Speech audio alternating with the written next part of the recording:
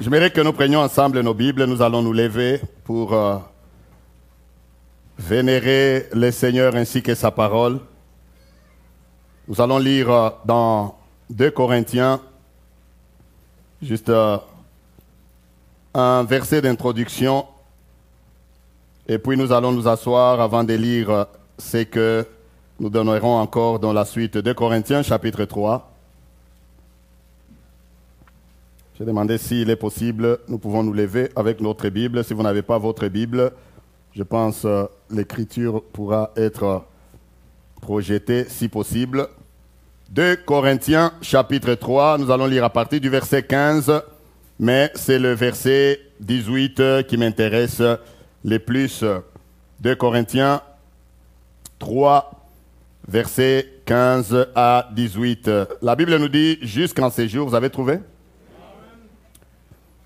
La Bible dit « Jusqu'à ces jours, quand on lit Moïse, un voile est jeté sur leur cœur. Mais lorsque les cœurs se convertissent au Seigneur, le voile est ôté. » Quelqu'un dit « Le voile est ôté. » Or, le Seigneur, c'est l'Esprit. Et là où il y a l'Esprit du Seigneur, là est la liberté. Verset 18. Nous tous dont le visage découvert reflète la gloire du Seigneur. Nous sommes transformés en la même image de gloire en gloire par l'Esprit du Seigneur. Amen. J'aimerais que nous religions ensemble le verset 18. Est-ce qu'on peut lire le verset 18 ensemble? S'il vous plaît, allons-y. Nous tous donc reflètent la gloire du Seigneur.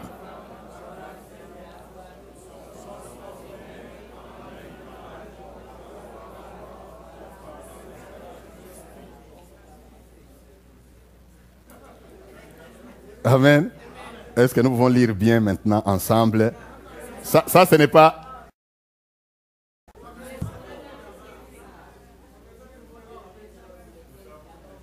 Ah, ok.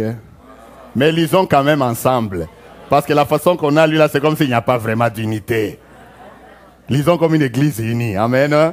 Même si c'est des versions différentes, mais c'est la parole de Dieu. Amen. Allons-y, juste le verset 18.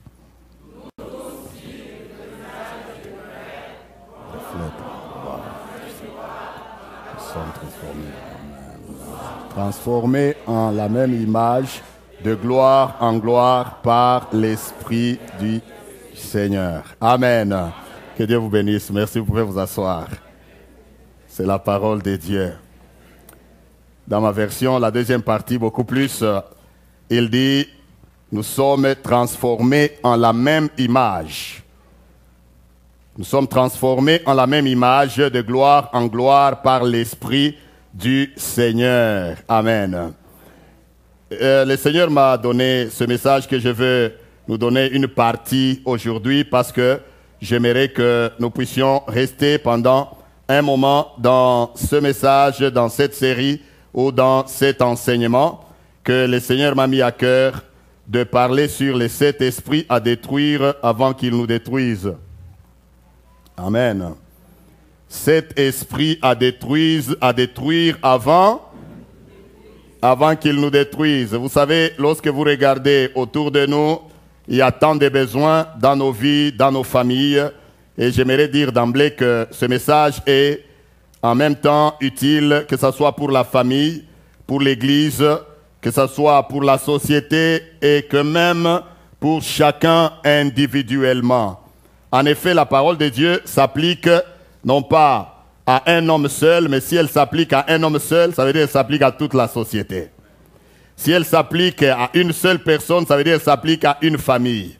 C'est pourquoi, même toute cette année, nous avons déclaré, nous avons ramené la vision de l'Église à la stabilité ou à la stabilisation de la famille comme étant notre vision de l'Église, mais aussi notre pensée de cette année. Quelqu'un dit la famille.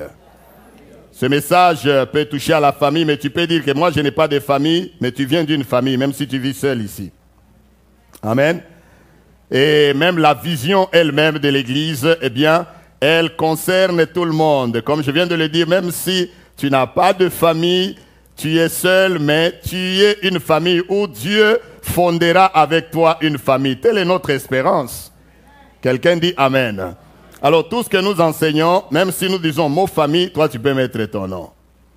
Même si nous disons mot société, toi tu peux mettre ton nom. Même si nous disons église, ça nous concerne, c'est la parole de Dieu. Nous essayons de le faire de cette manière, juste pour l'orienter et la canaliser. Cet esprit à détruire avant qu'il nous détruise. La parole que nous venons de lire reflète clairement ce qu'est la pensée de Dieu, que Paul, l'apôtre Paul, est en train d'écrire aux Corinthiens. Il dit une chose importante dans ce verset, il dit « Nous sommes transformés en la même image, et c'est là de gloire en gloire. » En commençant, il a commencé par parler d'abord au verset 15 là, si vous lisez tous les contextes, il parle d'une manière globale de la gloire qui était sur le visage de Moïse. Amen. J'ai dit Amen. Moïse, une fois, il est allé à la montagne. Moïse a prié. Il a gêné. Il est resté longtemps à la montagne et le jour qu'il est descendu, il descendait avec la gloire. Pendant qu'il descendait avec la gloire, dans le camp d'Israël, il y avait un problème sérieux. Avez-vous jamais vu? Moïse prie, il a passé 40 jours et 40 nuits à la montagne. Dieu lui a livré sa parole. Pendant qu'il descend, eh bien, il y a dans la vallée, là où le peuple d'Israël était, il y a Aaron, son frère, qui a fabriqué le veau d'or sur la demande du peuple.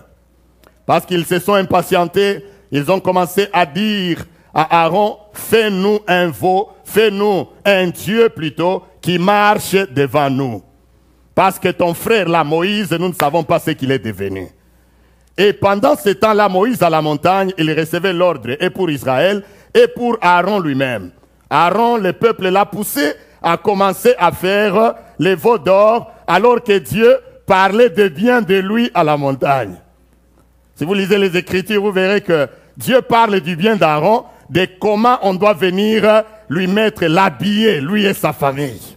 Et pendant ce temps-là, le peuple dans la vallée est en train de lui faire des mauvaises choses.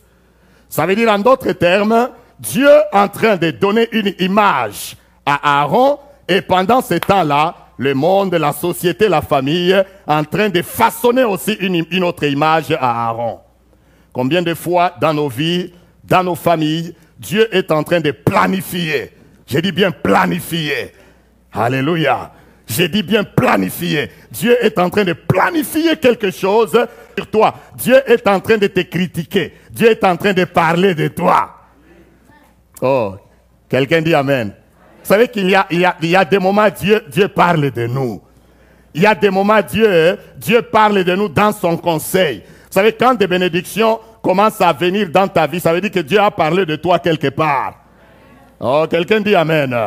Même quand tu reçois la guérison, si tu étais malade, Dieu t'a guéri, tu étais célibataire, tu t'es marié, tu n'avais pas d'emploi, tu trouves un emploi, tu avais un problème, le problème est parti, ça veut dire que quelque part, Dieu a pensé à toi.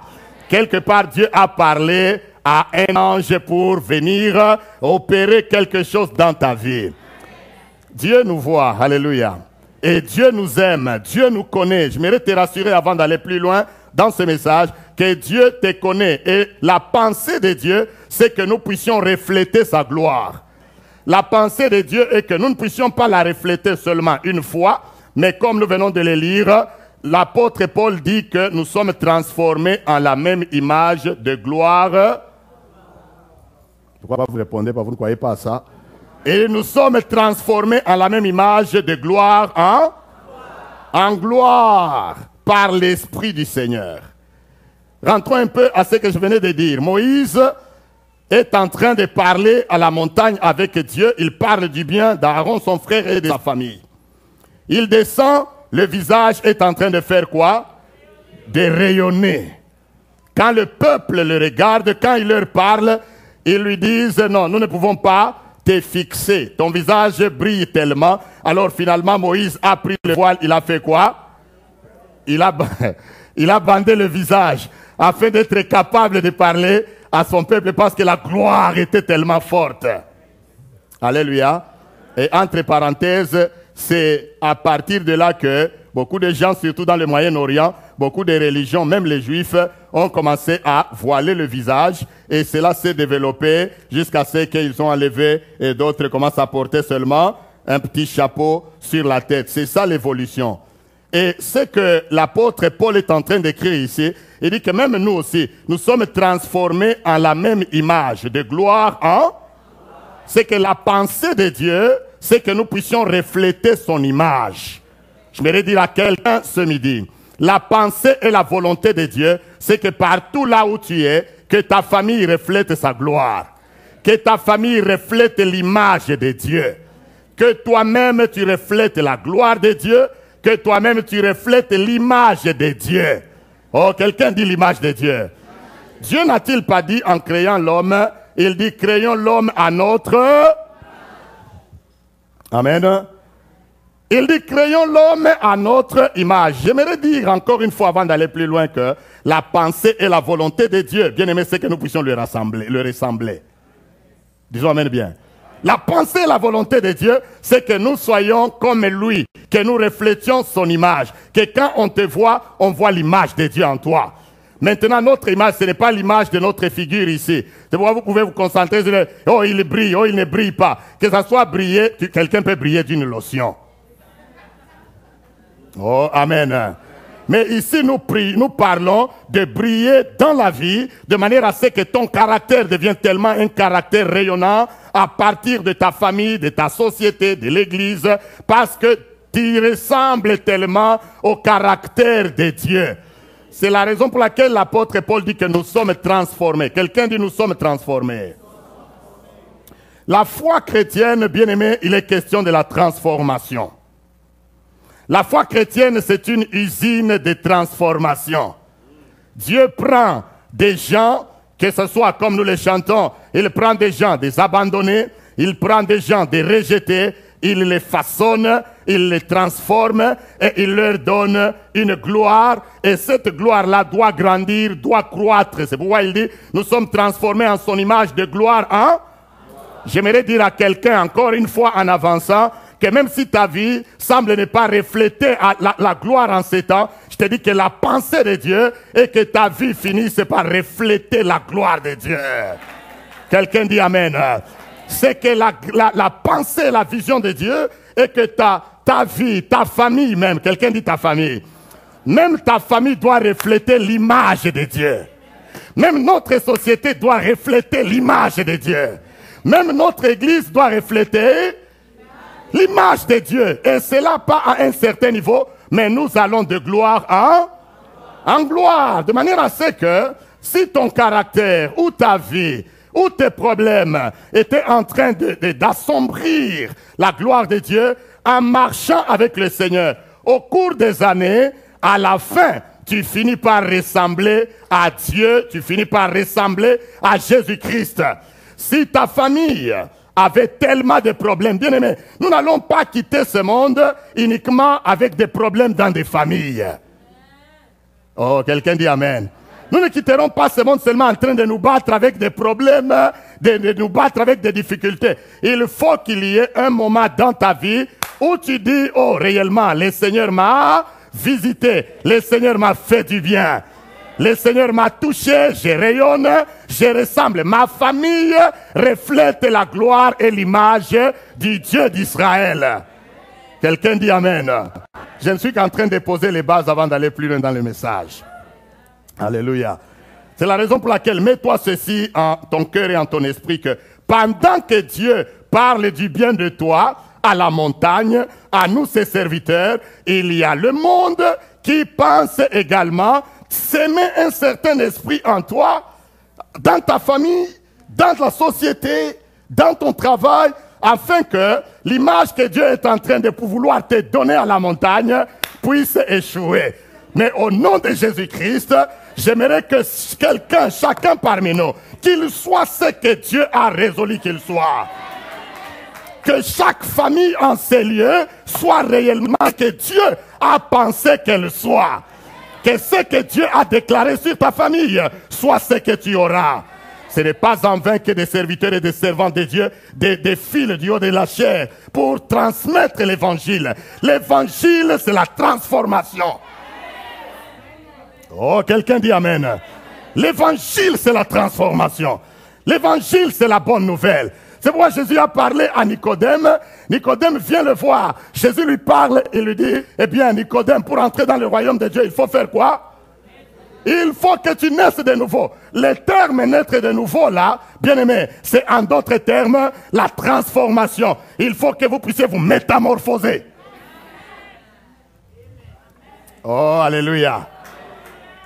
Il faut que vous puissiez vous transformer, recevoir l'image que Dieu veut te donner. Cette image, bien aimée, n'est pas seulement l'image que parce que je n'avais pas d'emploi, maintenant j'ai du travail. Ce n'est pas seulement l'image que non, j'étais maigre, maintenant j'ai pris du poids. J'avais tellement des os partout dans mon visage, maintenant tout est comblé, je suis comme une boule. Et vous savez, c'est des fois on prend tellement du poids. Il y a un frère qui me faisait beaucoup rire, il dit, surtout vous là, vous les gens de la taille moyenne là, je ne vais pas dire court, moi je ne suis pas court, j'ai la taille moyenne.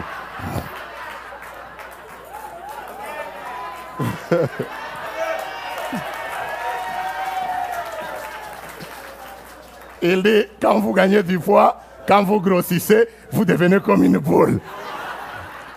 J'ai dit au nom de Jésus, moi je ne serai pas comme ça. Amen. C'est la transformation, mais il n'est pas que question de cette transformation-là. Nous pouvons être transformés physiquement, visiblement, mais nous parlons beaucoup plus aussi de l'image qui est cachée à l'intérieur. Tu peux même être, tu n'as pas d'un bon point, tu n'as pas belle, comment on dit, bonne mine, mais à l'intérieur, l'image que Dieu a mise en toi est en train de terroriser. Alléluia. L'image est en train de terroriser. Quand tu marches, bien-aimé, le monde des esprits sait voir qu'il y a un oint de l'Éternel ici. Le monde des esprits peut voir qu'il y a une ointe de l'Éternel ici. Ils ne te diront pas, mais ils le sentiront. Parce que tu es transformé en la même image. Vous pensez quand Moïse descendait de la montagne, son visage brillait, tout le monde a regardé et dit, quelque chose s'est passé à la montagne. Alléluia. Il brillait tellement. Bien aimé, vous pensez s'il y avait des magiciens, il y avait des sorciers, il y avait je ne sais qui, dans le tente où ils étaient dans la vallée, ils n'avaient pas vu ça. Il allait jouer avec Moïse. Non, parce que Dieu l'a tellement transformé, c'est parti de l'intérieur jusqu'à l'extérieur. Ça s'est extériorisé. Alléluia.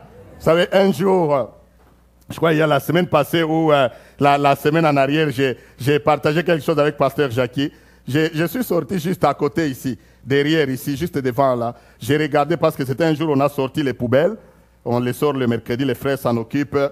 Ils sortent les poubelles le mercredi soir après notre service. Et quand nous venons les jeudis, souvent, soit on a déjà pris ça, soit c'est encore là. Alors je suis venu, j'entre, c'était vers 12 h, j'entre ici, je parque la voiture, je regarde les autres poubelles, on a pris, mais les nôtres étaient toujours là. Je sors, je dis, mais je vais vérifier un peu. Juste le temps de sortir, je me tiens là devant, je vois une dame en train de venir là aux arrêts là-bas. La façon qu'elle était habillée, on dirait que c'était le jour d'Halloween. Je vous dis vrai. Donc juste quand je la regardais comme ça, quelque chose directement, l'Esprit de Dieu a dit à moi, ça doit être soit une reine dans le monde des ténèbres. Automatiquement, l'Esprit m'a soufflé ça. Et elle avançait, moi aussi j'ai commencé à regarder, je regarde de côté, je vérifie les poubelles et elle avançait. Quand elle s'est arrivée, elle s'est approchée comme à 5 ou 6 mètres, elle a dit quelque chose. Elle a prononcé des paroles que je n'ai pas entendues. Et automatiquement, elle a dévié, elle est entrée sur la rue. Elle a dévié, elle est entrée sur la rue. Elle a préféré marcher sur la rue au lieu de venir passer devant là. Moi, j'étais dans mon rayon. Amen. Hey, j'étais dans mon rayon. Je suis là, je regarde. Elle préfère dire quelque chose et passer sur la rue. Vous voyez la ligne jaune là où les voitures passent. En ce temps-là aussi, les voitures, il n'y en avait pas. Elle a préféré passer là-bas. Elle parle là, elle parle. Et puis elle contourne, elle va, elle arrive jusque de ce côté. Elle rentre sur le pavé. L'Esprit m'a dit qu'elle a vu quelque chose. Nous n'avons pas besoin de les voir. Alors nous partageons cela là, en foi avec Pasteur Jackie, parce qu'on doit partager des choses. Amen. J'ai dit, si elle devait nous dire ce qu'elle a vu, notre foi serait encouragée. Mais il n'y a pas de raison qu'une personne puisse contourner et passer plus loin. Parce que peut-être elle voyait que la gloire de Dieu m'entourait tellement. Le feu de l'Éternel était avec moi. Personne ne peut passer devant, sinon elle serait brûlée. Hey, quelqu'un dit Amen. Nous sommes transformés en la même image, de gloire en gloire. Touche d'abord quelqu'un, dit lui, tu es transformé en la même image. Et de gloire en gloire. Nos familles, l'église, nous-mêmes, nos sociétés, tout ce que nous voulons, bien aimer. La pensée de Dieu est que nous puissions le ressembler en gloire. Que nous ayons l'image de Dieu. C'est pourquoi j'ai un message pour toi.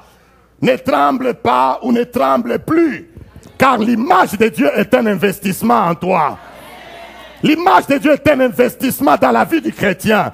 C'est pourquoi là où nous devons laisser tomber tout ce qui peut ternir ou assombrir l'image de Dieu, bien aimé, n'hésitons même pas une minute. Si Dieu interpelle quelque chose dans ta vie, qu'il soit péché, qu'il soit caractère, qu'il soit comportement, bien-aimé, dis-toi qu'il interpelle pour ton bien. C'est pour que sa gloire puisse être reflétée en toi. Elle peut venir physiquement, visiblement, spirituellement, même matériellement. Aïe, aïe, aïe, aïe, aïe. Amen. Bien-aimé, il y a cet esprit qui détruise, n'est-ce pas? Cet esprit qui détruise cette image, cet esprit qui détruise nos familles, cet esprit qui détruise nos vies, qui nous détruise nous-mêmes, qui empêche que cette gloire et cette image puissent être reflétées. Ah, quelqu'un dit Amen.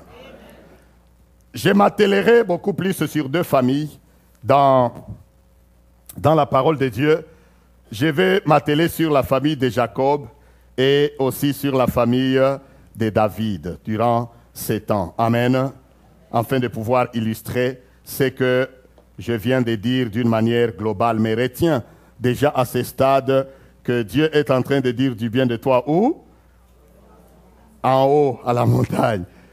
Et en bas dans la vallée, le peuple, la société, le monde est en train de te pousser à quelque chose pour ternir l'image que Dieu veut te donner.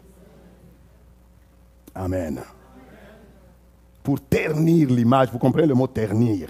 Pour assombrir, pour obscurcir la vraie image de toi. Très souvent, nous ne sommes pas ce que Dieu veut que nous soyons.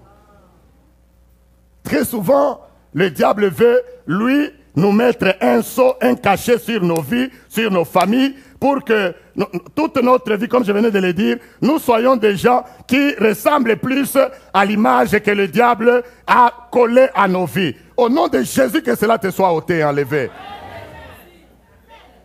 Quelqu'un dit Amen. Que cela soit enlevé de ta vie.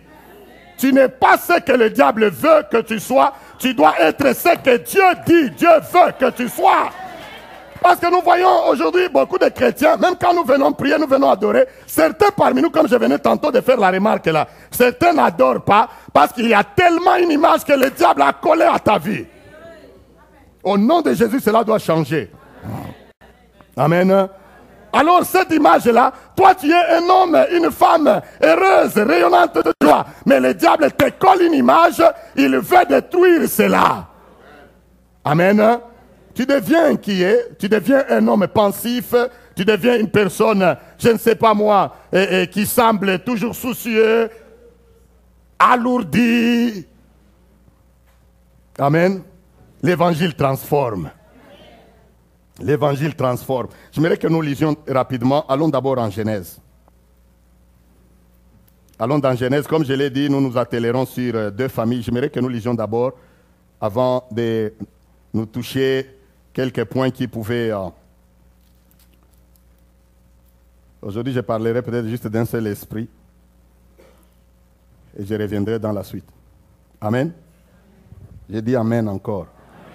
Ouvrez un peu vos Bibles avec moi dans Genèse chapitre 37.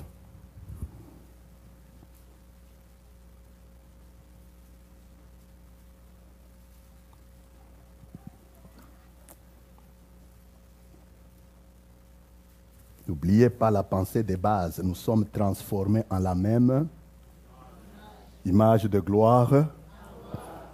Mais cela est quelque chose que l'ennemi veut attaquer à tout prix, qu'il veut détruire avec cet esprit, même plusieurs mécettes que nous allons énumérer. C'est pourquoi nous disons cet esprit à détruire avant qu'il nous détruise. Amen. Genèse 37, nous lisons à partir du verset 12. Oh, c'est une longue lecture. Bon, on va lire. Je verrai s'il faut. Il y a des parties qu'on pourra sauter, mais sinon on pourra lire même une partie et on reviendra à la suite. Genèse chapitre 37, verset 12. Les frères de Joseph, vous avez trouvé ça? Les frères de Joseph étant allés à Sichem pour faire paître le troupeau de leur père, Israël dit à Joseph, tes frères ne font-ils pas paître le troupeau à Sichem? Viens, je vais t'envoyer vers eux. Et il répondit, me voici.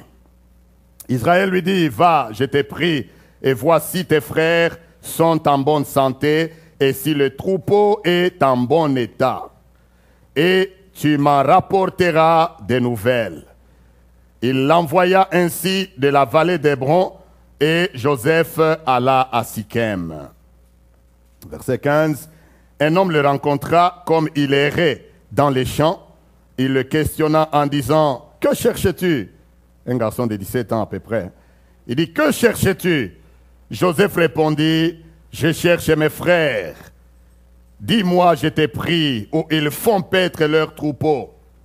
Et l'homme dit, ils sont partis d'ici, car je les ai entendus dire, allons à Dothan. Joseph alla après ses frères et il les trouva à Dothan. Verset 18. Écoutez, ils le virent, quelqu'un dit ils le virent. Ils le virent de loin. Et avant qu'ils soient près d'eux, ils complotèrent. Quelqu'un dit ils complotèrent. Ils complotèrent de le faire mourir. Ils se dirent l'un à l'autre, voici le faiseur des songes qui arrive. Venez maintenant. Faisons quoi? Tuons-le. Quelle pensée. Tuons-le et jetons-le dans une des citernes. Nous dirons qu'une bête féroce l'a dévoré. Et nous verrons ce que deviendront ces songes. Permettez d'abord que je dise une chose ici. Une fois que l'ennemi attaque ta vie, lorsqu'il y a un esprit quelconque, avant de les énumérer, qui attaque ta vie, un enfant de Dieu, tu dois avoir un esprit ouvert. Très souvent, les attaques que les peuples de Dieu reçoivent dans leur vie ne sont pas nécessairement les attaques à cause de notre personnalité ou de notre personne. Ce sont les attaques à cause des rêves et des visions que Dieu a déjà planifiées sur ta vie. Aïe, aïe, aïe, aïe. Est-ce que quelqu'un me comprend? Je veux dire ceci. C'est que souvent dans ta vie, les attaques que tu rencontres, en réalité, ce n'est pas nécessairement toi qu'on attaque. On attaque une vision, on attaque une pensée, on attaque un rêve derrière toi. Quelqu'un dit Amen. On attaque parce que très souvent ces gens-là, ils ont vu et ils ont déjà entendu quelque part, comme je disais tantôt, Dieu t'a déjà critiqué. Dieu a déjà parlé du bien de toi. Peut-être à toi-même. Et tu l'as publié. Et alors les gens, comme les frères de Joseph, ils se sont dit, alors nous allons le faire quoi? Les tuer. Afin de voir que deviendront quoi? Ces songes. Dites-moi, ce qu'ils voulaient, c'est juste tuer Joseph par plaisir? Non, parlons. Est-ce qu'ils voulaient juste tuer Joseph par plaisir? Ils voulaient faire quoi? Ils voulaient supprimer ses rêves. J'aimerais dire à quelqu'un, les attaques de ta vie. Bien-aimé, il y a des esprits qui ils ne sont pas en train de te suivre, toi à cause de ta personnalité, mais il y a quelque chose qui est derrière toi. Il y a une chose qu'ils voient que probablement toi tu ne vois pas. Il y a une image que Dieu a déjà parlé de ta vie, que toi tu ne sais pas qu'on est en train d'attaquer. Très souvent, bien-aimés, nous ne voyons pas ce qu'il faut voir dans le monde de l'esprit. Amen. Nous ne voyons pas ce qu'il faut voir. Joseph le pauvre ici, il est en train d'aller aider. J'ai dit que je vais parler de ces deux familles. La famille de Jacob et la famille de David.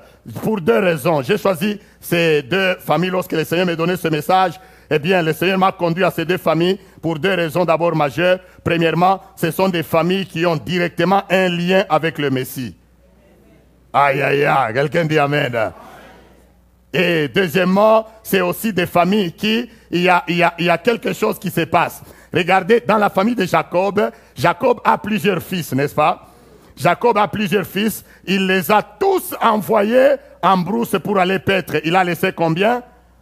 Un seul, disons, le plus connu, Joseph à la maison, n'est-ce pas?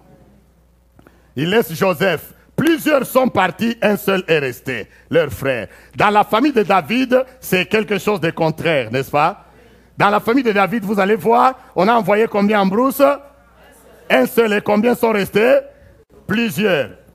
Et dans toutes ces deux familles, il y a toujours quelqu'un qui est envoyé pour aller chercher l'autre parce que quelque chose est en train de se passer. Est-ce que vous êtes avec moi? Ce sont des familles qui ont un lien avec le Messie. Eh bien, poursuivons d'abord la lecture. Je vais revenir à cela dans quelques minutes.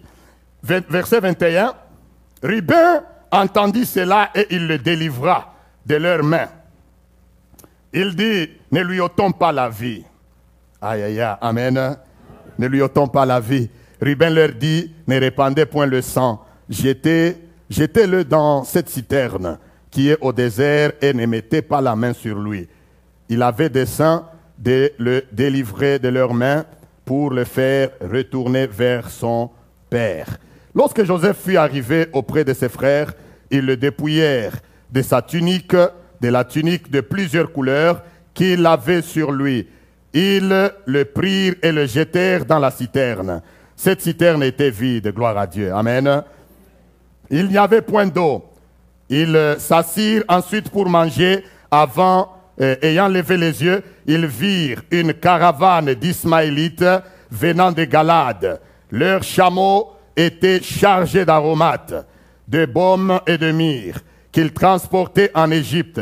Alors Judas dit à ses frères, quelqu'un dit Judas dit à ses frères, que gagnerons-nous? Judas pense toujours à un gain. Hein? Il dit, que gagnerons-nous à tuer notre frère et à cacher son sang? Venez, vendons-le. Vendons-le aux Ismaélites et ne mettons pas la main sur lui car il est notre frère, notre chair. Et ses frères l'écoutèrent. Au passage des marchands madianites, ils tirèrent et firent remonter Joseph hors de la citerne et ils le vendirent pour 20 cycles d'argent aux Ismaélites qui l'amenèrent en Égypte. Je vais lire le verset 33. Jacob le reconnut. Bon, lisons carrément le verset 29. Comme ça, on risque de perdre les fils. Amen. Verset 29. Ruben revint à la citerne et voici Joseph n'était plus dans la citerne. Ruben était le grand frère. Hein.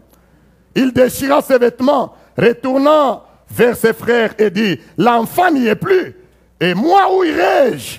Ils prirent alors la tunique de Joseph, et ayant tué un bouc, ils plongèrent la tunique dans le sang. Ils envoyèrent à leur père la tunique de plusieurs couleurs, en lui faisant dire, voici ce que nous avons trouvé.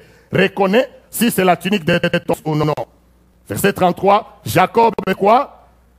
Jacob l'a reconnu et dit, c'est la tunique de mon fils. Une bête, et conclut, il dit, une bête féroce l'a dévoré. C'était vrai ou c'était faux? Joseph a été mis en pièces et il déchira ses vêtements. Il mit un sac sur ses reins et il porta longtemps le deuil de son fils. Tous ses fils et toutes ses filles vinrent pour le consoler, mais il ne voulut recevoir aucune consolation. Il disait, c'est en pleurant que je descendrai vers mon fils au séjour des morts. Et il pleurait son fils. Les Madianites le vendirent en Égypte à Potiphar, officier de Pharaon, chef des gardes. Amen. Encore une fois, Jacob s'est dit, moi je vais descendre en pleurant. Il se donne une image. Mais Dieu, lui, il sait déjà que tu ne descendras pas dans la tombe en pleurant ton fils. Quelqu'un dit Amen. Des fois, nous nous donnons une certaine image que Dieu ne nous a pas donnée. Encore une fois, je dis, non à l'image que le monde ou que toi-même, tu voudrais te donner. Quelqu'un dit Amen. J'aimerais un peu relater ici parce que j'ai dit que ces deux familles ont un peu un lien avec le Messie. J'aime les similarités entre Joseph et Jésus. Aïe, aïe, aïe, aïe, aïe. Église, nous devons un peu être édifiés. Avant de nous donner le premier esprit à détruire, ne vous en faites pas, même si on ne termine pas, on terminera toujours. Amen. Avant de commencer, je ne suis qu'en train de poser l'introduction. J'aimerais que vous soyez bien assis dans cette introduction, comme ça quand on va décoller, dès que je vais citer le premier esprit que tu dois détruire, c'est des esprits simples, hein? Amen, mais forts, qui détruisent, qui ravagent des familles, des églises, des sociétés. Amen. Je disais d'abord que les similarités entre Joseph et Jésus sont tellement frappantes. Amen. Regardez un peu, Joseph, la Bible le présente comme un homme aimé du Père, mais haï de ses frères. Ça, c'est l'image du Christ. Amen. Aimé du Père, mais haï de ses frères. Le Père l'aime tellement et ses frères les haïssent tellement. Amen. Deux extrêmes. C'est exactement comme Jésus-Christ. Jésus nous est présenté comme quelqu'un qui est aimé de qui? Du Père. Mais regardez quand il est descendu, la Bible dit qu'il est venu chez les siens et les siens ne l'ont pas reçu. Mais gloire à Dieu, parce qu'à tous ceux qui l'ont reçu, il a donné le pouvoir de devenir enfants de Dieu. Gloire au Seigneur. À ceux qui le reçoivent, et même d'autres les reconnaîtront même plus tard. Comme ils ont reconnu Joseph, aussi l'ont reconnu plus tard. C'est aussi une autre similarité, n'est-ce pas? Les similarités entre Joseph et Jésus, il y en a plein, il y en a légion. Regardez, il est envoyé pour aller vers ses frères, pour aller les chercher, pour aller les aider. C'est exactement comme Jésus-Christ qui est envoyé vers ses frères. Un autre exemple, vous allez voir, oh j'aime la tunique, quelqu'un dit la tunique. La tunique. Le Père lui a fait une tunique, un manteau bigarré, un manteau de plusieurs couleurs. Au point que, Jacob aussi vraiment, dans la famille il a aimé, vous savez, c'est des choses spirituelles. Lui il posait des actes qu'il ne comprenait pas. Mais Dieu lui poussait à poser ces actes pour que nous comprenions le message aujourd'hui. Quelqu'un dit Amen.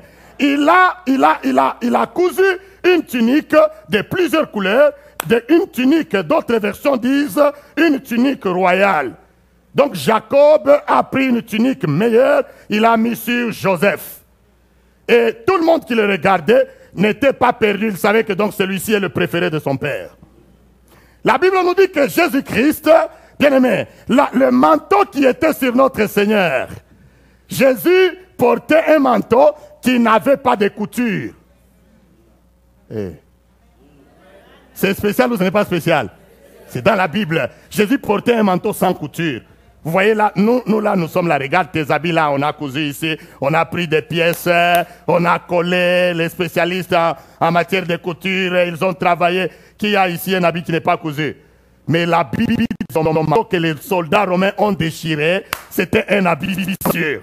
Donc lui, il a pris, on ne sait pas où est-ce qu'il l'a pris, il le mettait justement, c'était tout un tout. Amen. C'est une similarité. L'habit de Joseph fut déchiré et plongé dans le sang. L'habit de Jésus aussi fut quoi? Déchiré. C'est un message, ça parle. Quelqu'un dit Amen. C'est la raison pour laquelle le message qui sort de cette famille, bien aimé, nous devons le souligner et chercher à le bien comprendre. Afin que ton image ne soit pas ternie. Quelqu'un dit Amen. On l'a envoyé pour aller aider ses frères. Il arrive, pendant qu'il est encore loin, ils ont dit, voici le faiseur de songes qui fait quoi? Qui arrive. Tuons-le et nous verrons ce que deviendront ses rêves. Mais ils ont oublié une chose. Les rêves que Dieu conduit ne peuvent jamais mourir. La vision que Dieu a tracée sur ta vie, sur ta famille, sur ton foyer, sur, je ne sais pas moi, tes enfants, personne ne peut l'annuler. C'est déjà écrit, c'est coulé sur du béton. Toi, tu n'as qu'à y travailler de manière à ce que même pas toi-même, tu ne puisses l'annuler ou le détruire. Y a-t-il quelqu'un qui peut dire Amen? Tu as une image, bien-aimé, à protéger. Le premier ennemi, bien-aimé, à détruire, que ce soit dans les familles ou les premiers esprits, à détruire avant qu'ils nous détruisent, que je trouve dans cette famille, bien-aimé, c'est l'esprit d'insatisfaction. Oh, quelqu'un dit Amen. Que d'insatisfaits dans la vie actuelle. Dis d'abord insatisfait. Écris-le bien. C'est un esprit qu'il faut détruire avant qu'il ne fasse quoi? Avant qu'il te détruise. C'est un esprit qu'il faut détruire avant qu'il ne détruise ta famille. C'est un esprit qu'il faut détruire avant qu'il détruise ton image. Aïe, aïe, aïe. Quelqu'un dit Amen. Vous savez, lorsque ces gens, je vais nous faire comprendre, ces gens avaient un esprit d'insatisfaction terrible. Parce que quand quelqu'un a un esprit d'insatisfaction, il oublie ce qu'il est. Il oublie ce qui est dit sur lui. Il oublie ce que Dieu a déclaré sur lui. Il a les yeux et les pensées tournées seulement sur ce qui est dit sur les autres. Merci, papa. Est-ce que vous comprenez la profondeur de ce message? Oh, dites Amen bien. Afin que j'aille plus loin. Amen. Insatisfaction. Vous savez, dans les rêves que Joseph avait, Dieu n'avait pas parlé que de Joseph. Allons un peu plus profondément. Et Amen. Dans les rêves, Dieu n'avait pas parlé que de Joseph. Dieu a parlé aussi d'eux. Amen. Dieu a parlé aussi d'eux. Vous savez, dans les rêves de Joseph là, quand Joseph faisait les songes, lisons carrément. Rentrons un peu au chapitre, toujours au chapitre 37. Je veux que nous lisions. On peut lire même à partir du premier verset. Je vais vous montrer quelque chose avant de terminer. Jacob demeura dans le pays de Canaan où avait séjourné son père. Voici la postérité de Jacob. Joseph, âgé de 17 ans, faisait paître le troupeau avec ses frères. Verset 5. Joseph eut un songe et il le raconta à ses frères qui le haïrent. Non, lisons à partir du verset 3. Israël aimait Joseph plus que tous les autres fils parce qu'il l'avait eu dans sa vieillesse et il lui fit une tunique de plusieurs couleurs. Ses frères virent que leur père l'aimait plus que tous et ils le prirent en haine. Ils ne pouvaient lui parler avec amitié. Joseph eut un songe et il le raconta à ses frères qui le haïrent encore davantage. il leur dit, écoutez, écoutez donc ces songes que j'ai eus. Nous étions alliés des gerbes au milieu des champs, et voici ma gerbe s'éleva et se tint debout, et vos gerbes l'entourèrent et se prosternèrent devant elle. Ses frères lui dirent, est-ce que tu régneras sur nous? Est-ce que tu nous gouverneras? Et ils le haïrent encore davantage à cause de ses songes et à cause de ses paroles. Verset 9. Il y eut encore un autre. Amen. Pendant qu'on l'est, Dieu lui montre encore un autre. Ce n'est pas fini. C'est que Dieu voulait lui faire voir ici que malgré, même s'il ne t'aime pas, il te haïsse davantage, eh bien cela ne va pas annuler l'image que j'ai pour toi. Oh, est-ce que quelqu'un saisit le message? Je voudrais dire en passant hein, que quelle que soit la haine autour de toi, dans ta famille ou dans la société, bien aimé, cela n'annulera pas la pensée de Dieu sur ta vie, pourvu que tu restes constant dans sa pensée. Quelqu'un dit Amen. Lisons un peu, parce que là je suis en train de parler de l'insatisfaction. Regardons un peu. Verset 9, il dit, il eut encore un autre songe. Et il le raconta à ses frères. Il dit, j'ai eu encore un songe. Et voici le soleil. Suivez maintenant ici. Et voici le soleil, la lune. Et 11 quoi? 11 quoi? 11 étoiles. 11 quoi? Ok, en anglais, on dirait 11 quoi? 11 stars. Donc, comme les stars qui sont à Hollywood, là. Et... Non, oui. Enlevez seulement le péché. Je suis en train de parler de l'image que Dieu avait sur la famille de Jacob. Donc, les autres frères, là, Dieu les voyait comme des quoi? Des stars. Et je n'invente rien. Dieu les voyait comme des étoiles. Il n'y a pas que Joseph qui était vu comme étoile. Ok. Je ne sais pas si vous n'avez pas vu ça. Il dit, j'ai eu encore un autre, et voici le soleil, la lune et 11 étoiles se prosternaient devant moi. Mais je pense ici que les frères de Joseph devraient aimer la façon que Dieu voyait leur famille, la façon que Dieu voyait leur père, la façon que Dieu voyait leur mère, et la façon que Dieu les voyait eux-mêmes. Au lieu de se tourner seulement sur la façon que Dieu voyait Joseph et leur frère. Insatisfaction.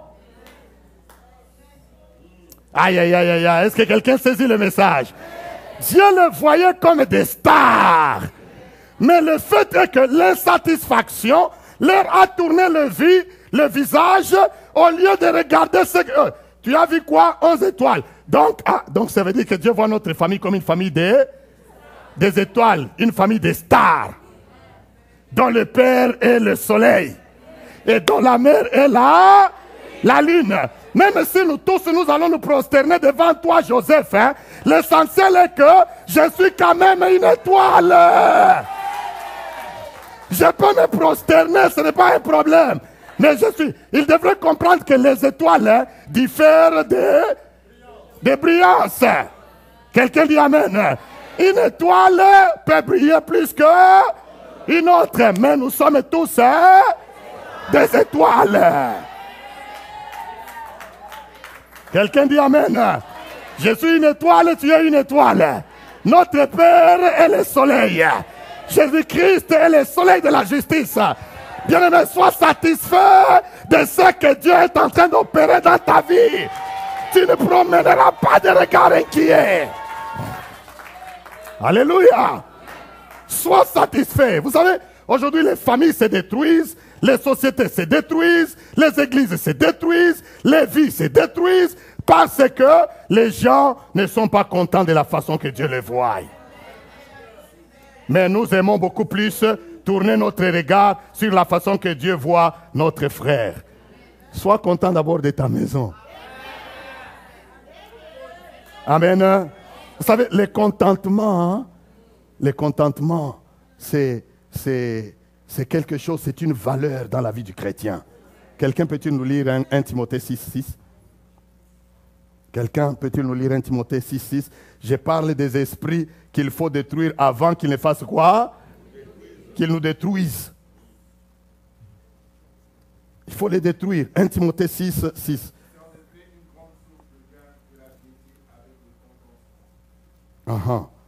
Vous avez vu ça? Ok, attendez. Ancien Serge, je trouve tellement de passages très vite, cet homme de Dieu. Amen. Donc, qui connaît la parole, l'écoutez parler. Amen. 1 Timothée 6, 6. Et c'est en effet une grande source de gain, la piété avec quoi? La piété avec le contentement. Piété, c'est la crainte de Dieu. Avec, ça veut dire nous craignons Dieu et nous sommes contents. Nous nous contentons de l'image qu'il a pour nous et de là où il est en train de nous amener. Quelqu'un dit Amen. Amen. Tu te contentes que Dieu a une certaine image pour toi. Quelqu'un dit Amen. Amen. Et non pas seulement une image. Vous savez, Dieu est juste. Tel que nous sommes là, si je disais combien sont des enfants de Dieu, nous allons tous lever nos mains. Mais si nous sommes tous des enfants de Dieu, Dieu nous aime nous tous. Amen. Dieu nous aime nous tous. Et s'il élève l'un, ça veut dire qu'il va aussi élever l'autre. Nous pouvons être élevés à différents niveaux. Mais Dieu nous voit tous comme la famille de Jacob, comme des stars. Amen. Même si je vis, je ne sais pas moi, dans un appartement d'une pièce, aux yeux de Dieu, je suis une star ou un star. Même si quelqu'un vit dans un mansion, aux yeux de Dieu, je suis... Parce que le même amour que Dieu l'a aimé, Dieu m'a aimé aussi du même amour. Si Dieu le voit lui, Dieu me voit aussi. Si Dieu l'exauce lui, Dieu m'exauce aussi. J'aime quelqu'un qui disait, Dieu n'a pas d'enfant chéri. Oh, quelqu'un dit Amen. Nous sommes tous des enfants chéris de Dieu. Sois content de là où tu es avec Dieu parce qu'il est en train de façonner une image dans ta vie.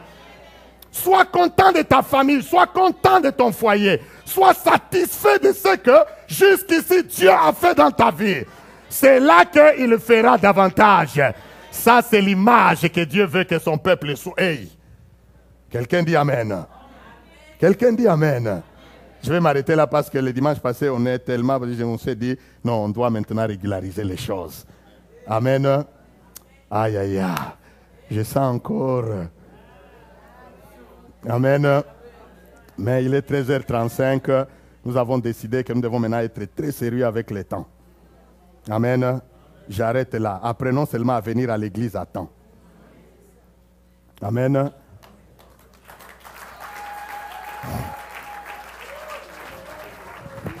Touche d'abord quelqu'un, dit lui, tu es une star, je suis une star.